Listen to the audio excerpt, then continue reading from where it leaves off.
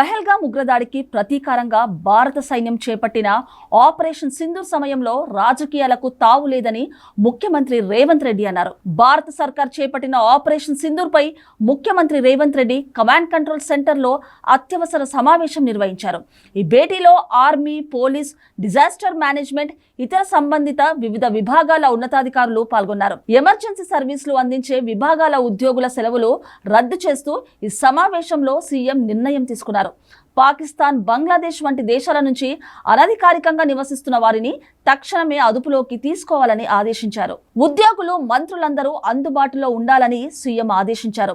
విదేశీ పర్యటనలు రద్దు చేసుకోవాలని సూచించారు. ప్రభుత్వ ఉద్యోగులు, మీడియా, సోషల్ మీడియాలో అనవసర ప్రకటనలు చేస్తే కఠిన చర్యలు తప్పవని హెచ్చరించారు. అత్యవసర మెడిసిన్, ఆహార నిల్వలు తగినంత ఉండేలా చూడాలని, బ్లడ్ బ్యాంకుల్లో రక్త నిల్వలు సిద్ధం చేసుకోవాలని అధికారులకు సూచించారు. ప్రైవేట్ ఆసుపత్రిలో బెడ్స్ అందుబాటు పైన ఎప్పటికప్పుడు సమాచారం తీసుకోవాలన్నారు.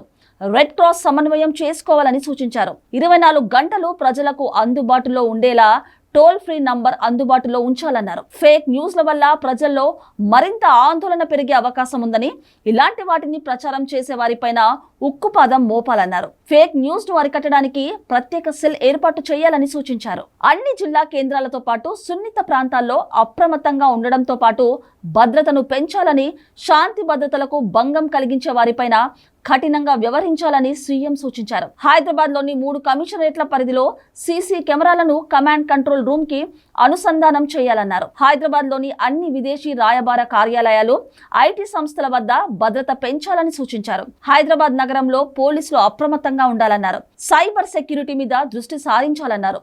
కమాండ్ కంట్రోల్ సెంటర్ లో సమాచార వ్యవస్థను ఏర్పాటు చేసుకోవాలని సూచించారు. అవసరమైతే పీసీ కమిటీలతో మాట్లాడాలని, హిస్టరీ షీటర్లపైన, పాత నేరస్తుల పట్ల పోలీస్ డిపార్ట్మెంట్ అప్రమత్తంగా ఉండాలని ఆదేశాలించారు.